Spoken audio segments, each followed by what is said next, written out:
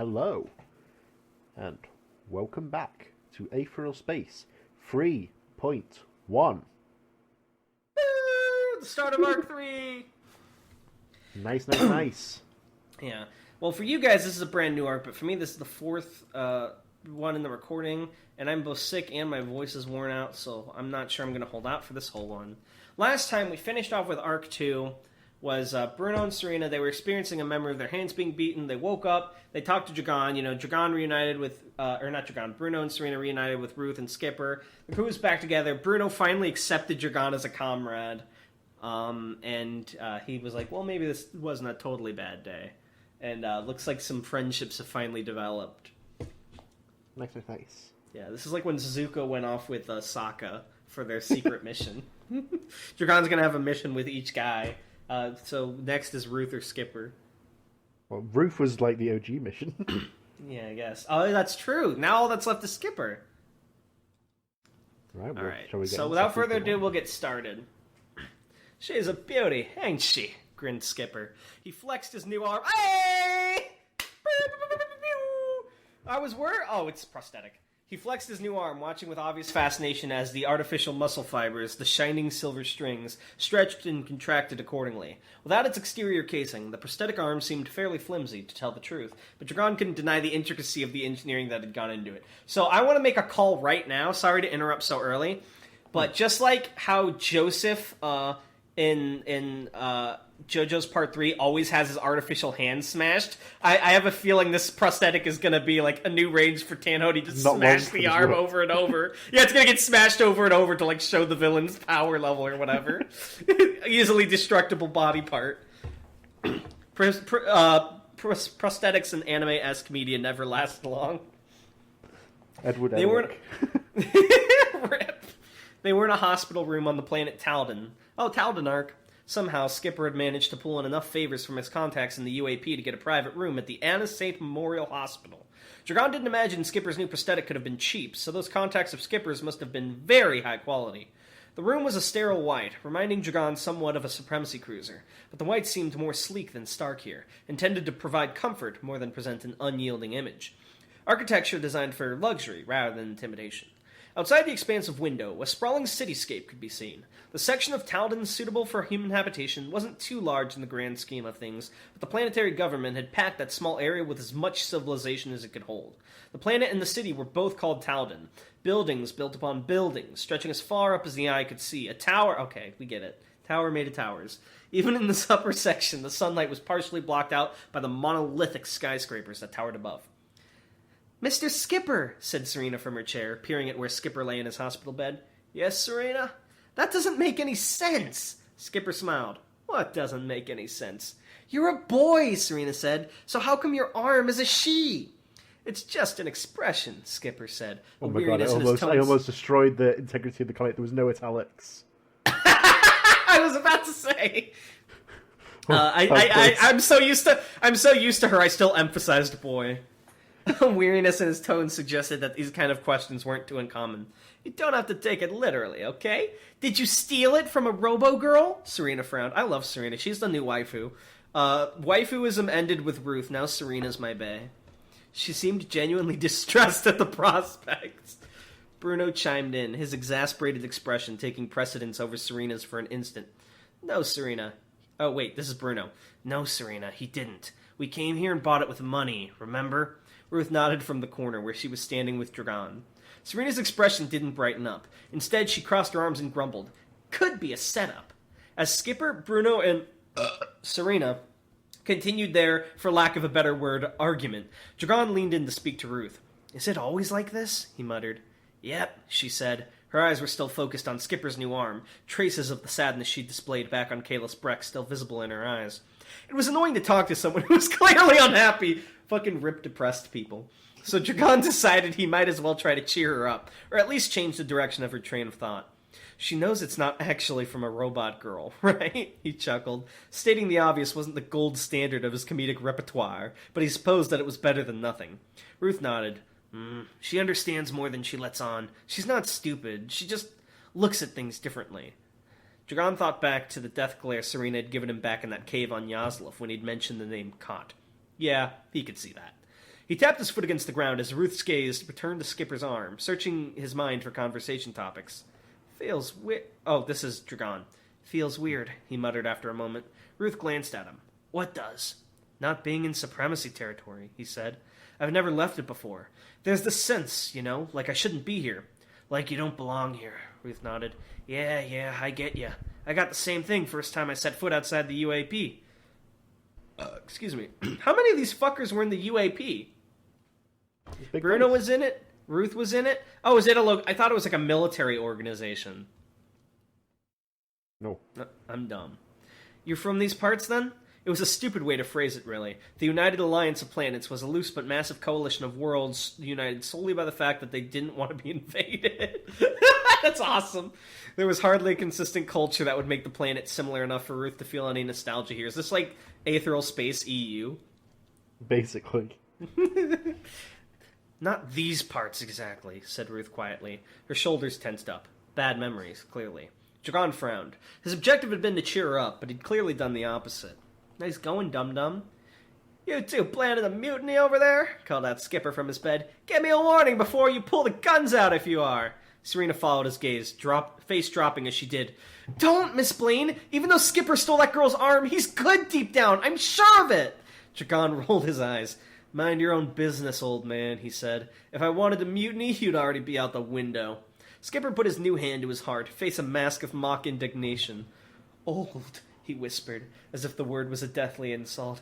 You wound me, Mr. Hadrian. You really do. Shame. I was aiming to kill. Oh my god, he's picking up Skipper's wit. Skipper's gaze returned to Ruth. You see, Ruth, he said sadly, I'd give an arm for this boy. Let him stay on my shiny new ship. And this is how he repays me. It's unbelievable. You only got the ship because I broke you out of prison, said Dragon. Any debt there has been paid in full. Skipper shook his head. Stingy. There was a beep from the door, and a helmeted doctor poked their head in. It had surprised Dragon at first, but it seemed that every member of medical personnel at the hospital wore these helmets, able to discern infection and injury with a glance, as well as provide perfect sterility. The featureless black face of the mask was a little intimidating, to tell the truth, but Dragon supposed providing a level of detachment from their patients was a function of the mask as well. Dr. Whiston is ready for you now, the doctor said, their voice smoothly modulated to be as calming as possible. He just needs to attach exterior protection to the arm. Are you ready? Without waiting for an answer, the doctor tapped the screen of their script, and a hover chair gently floated into the room, a few inches over the ground. They'd applied anesthetic to Skipper when they were attaching the arm, so it was no surprise I didn't trust him to walk around right now. Yes, sir, grinned Skipper, grunting as he pushed himself out of bed, putting his organic hand against the bedside table to keep himself steady. Just give me a sec. He looked up at Ruth for a second, his gaze lingering, before his eyes snapped to look at Dragon instead. Mr. Adrian, he smirked, if you wouldn't mind, this old-timer could use a helping hand. Popcorn. You're not being very gentle with that, My impression of Darnell Skipper. Said Skipper worriedly, gripping the arms of the hover chair tight as Dragon roughly pushed it down the hallway. Oh, that's not what it says. It says right to me. Huh, strange. Do you forget my ability? Absolute authority? Absolute authority. I'm sorry, Dragon lied. I'm not used to this kind of medical equipment. I feel really bad about it. Dragon had never much liked hospitals. He didn't see how anyone really could. Unless you worked there, the only reason we'd go to a hospital was if something was wrong with you. Or if you're visiting someone who had something wrong with them. The circumstances didn't lend themselves to the most optimistic environment. Just this way, said the masked doctor as they passed two of their similarly clad colleagues, their voice made bizarrely soothing by the modulation.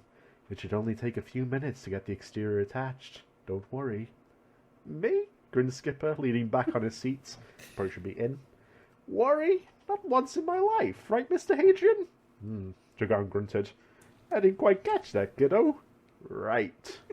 He packed as much disdain into the word as it could carry. Best boy. Best boy, Skipper. As they walked, they passed through some kind of relaxation area, where patients were lounging around in comfy-looking chairs and watching a holographic videograph display. Even a few members of staff were watching too, masked doctors and nurses following the screen with obvious concern in their body language. Dragon looked at the videograph as they passed by, listened in. It was a news broadcast, apparently regarding the bombing of a low-level news office that had taken place several days earlier.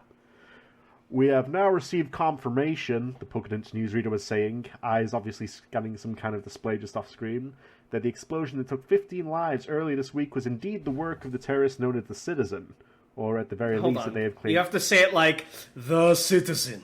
The Citizen, or at the very least that they have claimed responsibility for the attack. The display changed to show an image of the office after the bombing, the wall of the square building exploding outwards with a bright fairy light, raining metal all around the surrounding area. 15 deaths didn't seem so many for such an attack, but Dragon supposed he didn't know the circumstances. The screen switched back to the newsreader. Now, we here at Bright Eye Talden have received a video message claiming to be from the Citizen along with this claim of responsibility. Due to S4's new anti-terrorist measures, we are not permitted to air this message, but I have been told we can read you this excerpt. The newsreader cleared his throat. These deaths are tragedies, but they will not be unique. This is mere prologue, he intoned, golden eyes scanning the message. Until the shackles of this society snap, the Citizen will continue to appear. None are exempt. If you bear responsibility, you too will see his face. Oh my god, he lives in a society. A chilling threat to the people of Talden. I'm now live with Professor Ricard Blaze from the University of Greek. That's Greek? That's not what I wrote. In Greece? Greek. Oh, Greek.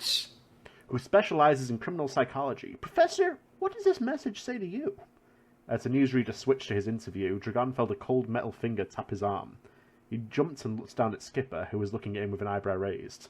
These kind of things catch your interest, he said, glancing at the videograph. Dragon shrugged. It was just interesting to get a sense of the local politics. This will not be relevant. Next section. Ambran Roz was going to die. He was almost certain of it. Shedding his hair as fast as he could, having new black locks grow in their place for camouflage, Ambran huddled in the alleyway, watching his apartment from a safe distance. His discarded hair fell into clumps at his feet, its replacement so long it served more as a dark cloak than anything else. Sweat poured down the Umbrant's forehead, soaking into his new locks, but he did his best to keep still. He couldn't risk whoever was coming to kill him catching a glimpse of his movements. This wasn't fair. This just wasn't fair.